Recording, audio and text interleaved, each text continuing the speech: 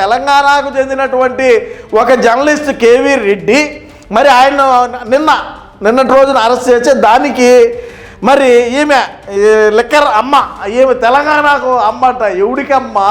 ఎక్కడ నువ్వు సారాయికి అమ్మవు, నువ్వు లిక్కర్కి అమ్మవు, నువ్వు చీప్ క్వార్టర్కి అమ్మవు. నమస్కారం ప్రజలారా, మనం ఎప్పుడు కూడా పక్క రాష్ట్రాల రాజకీయాల గురించి, పక్క రాష్ట్రాల రాజకీయ నేతల గురించి మనం ఎప్పుడు కూడా మన వీడియోస్లో చర్చించింది ఏం లేదు. ఎందుకంటే మనకు అన్నకున్నంత విషయ పరిజ్ఞానం లేదు కాబట్టి, అన్నకున్నంత తెలివితేటలు మనకు లేవు కాబట్టి పక్క రాష్ట్రాల రాజకీయాల గురించి మనం ఎప్పుడూ కూడా మనకు మాట్లాడాల్సినటువంటి అవసరం కూడా లేదు. ఎందుకంటే మనం అన్నకు బానిసలుగా ఉన్నాం కాబట్టి, అన్నను ప్రధానమంత్రిని చేయాలనేటువంటి ఒక లక్ష్యం పెట్టుకొని ముందుకు పోతున్నాం కాబట్టి పక్కన వాళ్ళతో మనకేం అవసరం లే. సరే, ఇప్పుడు ఎందుకు అవసరం వచ్చింది సీమరాజా అని మీరు అనుకోవచ్చు. పోతే మన కవితక్క ఉన్నది.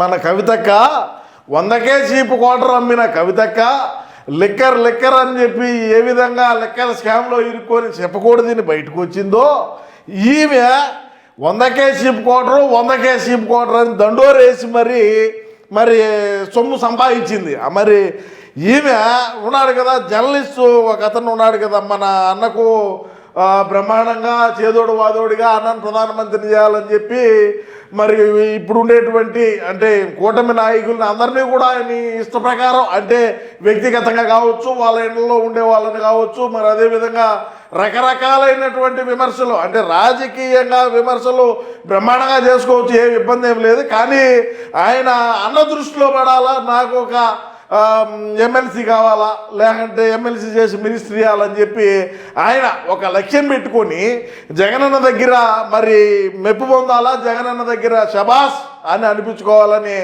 అతిగా మాట్లాడి అతిగా మరి జైలు పాలైనటువంటి జర్నలిస్టు కేవీ రెడ్డిని నిన్న అరెస్ట్ చేశారు. అంటే అతను వీడియోస్ మీరు కనుక గమనించి ఉంటే మరి నేను కూడా మాట్లాడుతూ ఉన్నాం. మరి వ్యక్తిగతంగా చంద్రబాబు నాయుడు గారిని కావచ్చు, నారా లోకేష్ గారిని కావచ్చు, పవన్ కళ్యాణ్ గారి మరి ఇంకా లోతుగా పోయి మరి నేను ఆ భాషను మాట్లాడబోను. మరి ఎవరైనా కూడా రాజకీయంగా విమర్శలు, దానికి ప్రతి విమర్శలు, ప్రభుత్వం తీసుకున్నటువంటి నిర్ణయాలు కావచ్చు, లేదంటే తెలంగాణకు చెందినటువంటి ఒక జర్నలిస్ట్ కేవీ రెడ్డి మరి ఆయన నిన్నటి రోజున అరెస్ట్ చేసి దానికి మరి ఈమె లిక్కర్ అమ్మ, ఈమె తెలంగాణకు అమ్మంట. ఎవడికి అమ్మ? ఎక్కడ నువ్వు సారాయికి అమ్మవు, నువ్వు లిక్కర్కి అమ్మవు, నువ్వు చీప్ క్వార్టర్కి అమ్మవు. కోట్ల రూపాయలు సంపాదించి లిక్కర్ స్కామ్లో గతంలో మీ ఇంటర్వ్యూలు చూసిన వాళ్ళు, మరి తరువాత మీ నాయన ముఖ్యమంత్రిగా 10 సంవత్సరాల పాటు మరి మీరు రాష్ట్రాన్ని ఏలిన తరువాత ఏ విధంగా మాట తీరు, పనితీరు అన్నీ కూడా చూశారు మా కవితమ్మ ప్రజలు. మీకే ఇబ్బంది ఏమి లేదు. దానికి సంబంధించి ఈమె ఒక టెక్స్ట్ పెట్టి ఒక వీడియో బయటను కూడా రిలీజ్ చేయడం జరిగింది. జర్నలిస్ట్ కేవీ రెడ్డి అరెస్టుకు తెలంగాణ పోలీసులు సహకరించడం సిగ్గుచేటు. నీ ఇంట్లో కుటుంబ సభ్యుల్ని తీన్మార్ మల్లన్న ఏ విధంగా మరి ఇది చేస్తూ ఉంటాడు వీడియోలు, ఆయన మీద ఎన్ని కేసులు కట్టారు మీరు, ఆయన హీరోని చేసి పాడు తప్పినారు, అది కథ. అదేవిధంగా ఏపీ పోలీసులు కేవీ రెడ్డి లాక్కొని వెళ్తుంటే హృదయ విదారకంగా ఆయన భార్య చిన్నపిల్లలు ఏడుస్తున్న తెలంగాణ పోలీసులు వారిని అడ్డుకొని ఏపీ పోలీసులకు సహకరించడం దుర్మార్గం. అంటే వ్యక్తిగతంగా పోయి నేను ఇంతకుముందు చెప్పినట్టుగా నీ ఇష్ట ప్రకారం అంటే చంద్రబాబు నాయుడు గారిని అదేవిధంగా లోకేష్ గారిని చేసినటువంటి వ్యాఖ్యలు అంటే ఎప్పుడో మరి కేసులు కడతారు అబ్బా, ఇబ్బంది పడతాడు మన కేవీ రెడ్డి అని అనుకున్నాను నేను కూడా. నా మీద కూడా 1-2 వీడియోలు చేశాడు. సరే ఓకే, మనం ఎందుకంటే అందరం అన్న దగ్గర పాలేరులమే కదా, అందరం అన్న దగ్గర కట్టు బానిసలం కదా, సర్లే చేతమేలే బా అనుకున్నా. అంటే అందరూ అట్నే ఉండరు కదా, దించినారు మనోరికి రాడ్డు. తెలంగాణ జర్నలిస్టుల అరెస్టును సహకరిస్తున్న ఇక్కడ పోలీసులు మన గడ్డ మీద నుంచి తెలంగాణ వాదాన్ని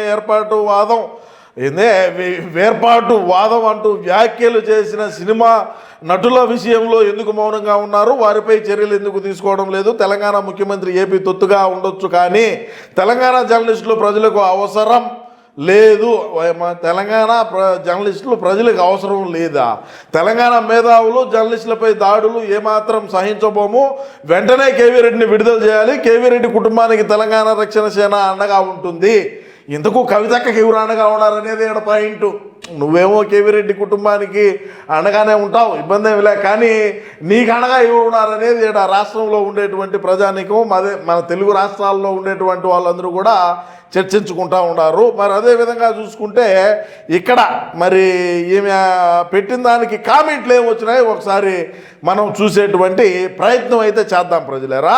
నీకు సిగ్గు, శరం, మానవ, లజ్జ, నీతి, జాతి, చీము, నెత్తురు అనేది ఉంటే నువ్వు, నీ అయ్యా, నీ అన్న, మీ కుటుంబ సభ్యులు 2004 నుంచి 24 లోపు ఎలా 100 కోట్లకు పడగలెత్తారో ప్రెస్ మీట్ పెట్టి చెప్పు. తెలంగాణ ద్రోహులు మీ కుటుంబ సభ్యులు, ప్రజలను గొర్రెలు చేసింది చాలు, ఇక మీరు బీహార్కి వెళితే తెలంగాణ బాగుపడుతుందని చెప్పి కామెంట్లు చూడండి ఒకసారి. నువ్వు ఆ కింద కామెంట్లు చూసుకో కవితక్క ఒకసారి. నిన్ను కూడా మళ్ళీ తిహార్ జైల్లో వేస్తే దరిద్రం పోతుందక్క, జై కవితక్క తెలంగాణలో ఉత్తమ చెప్పుకోండి నాయకురాలని పెట్టారు ఎవడో. ఈ అమ్మ జీవితం. మొదట మీరు మీ ఇంటి పేరు తీసేసి భర్త పేరు పెట్టుకోండి, తరువాత ఇడుపు కాగితాల గురించి చెప్పండి సోదరి. ఓయమ్మ తిహార్ జైల్లో మళ్ళీ తెలంగాణ సెంటిమెంట్ క్రియేట్ చేసి తండ్రిలాగా సీఎం అయిపోవాలని పెద్ద ప్లాన్ వేస్తుంది. తండ్రి దళితుడిని సీఎం చేస్తానని చెప్పి 2 సార్లు ముఖ్యమంత్రి కాజేసి తెలంగాణ ప్రజల్ని సెంటిమెంట్ ఫూల్స్ని చేసి మళ్ళీ ఇదే వేషాలు వేయడానికి ఇంకా అక్క ఇలా ఎన్ని సెంటిమెంట్లు ప్లాన్లు వేస్తాదో అని చెప్పి పెడతారు. ఢిల్లీ పోలీసులు తెలంగాణలో అరెస్ట్ చేయవచ్చా? అప్పుడు ఎవరు ఏం అనలేరంట. ఢిల్లీ పోలీసులు అంటే కవిత లిక్కర్ స్కామ్లో ఇరుక్కున్నప్పుడు ఢిల్లీ నుంచి పోలీసులు వచ్చి మరి అరెస్ట్ చేశారు కదా. ఢిల్లీ నుంచి పోలీసులు వచ్చి అరెస్ట్ చేయొచ్చా?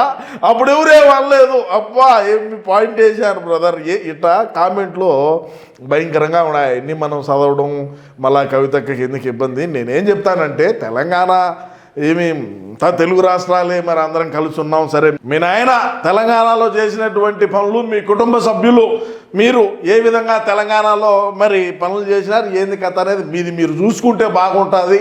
మరి అదేవిధంగా మరి కేవీ రెడ్డి ఎవరైతే ఉన్నారో కేవీ రెడ్డి ఏ విధమైనటువంటి భాషను, ఏ విధమైనటువంటి వీడియోలను చేసేవాడు అనేది కూడా మీరు ఒకసారి గమనించుంటే మరి ఈ రోజున మీరు ఈ నంగి అడుగులు, ఈ నంగి పోస్టులు పెట్టేవాళ్ళు కూడా కాదని చెప్పి నేను ఈ సందర్భంగా తెలియజేసుకుంటూ, మనం గుడ్లు చదువుకుంటే మనం మళ్ళా పోయి అక్కడికి పోయి 100 రూపాయలకే క్వార్టర్ అని అమ్ముకోవచ్చు అని కూడా నేను ఈ సందర్భంగా తెలియజేసుకుంటూ, మరి మన అన్న కోసం చాలామంది వ్యక్తులు మరి చాలా రకాలుగా అన్న కంట్లో పడాలని అతి ఉత్సాహంగా పనిచేసేటువంటి వ్యక్తులకి అందరికీ కూడా ఖచ్చితంగా భారీగానే మూల్యం ఉంటుంది. ఆ మూల్యాన్ని చెల్లించుకోక తప్పదని నేను ఈ సందర్భంగా తెలియజేసుకుంటూ, గుడ్లు చదువుకుంటే మనం తిహార్కి పోయే సమయం ఆసనం అవుతుందని కవిత గారికి కూడా తెలియజేసుకుంటూ నమస్కారం.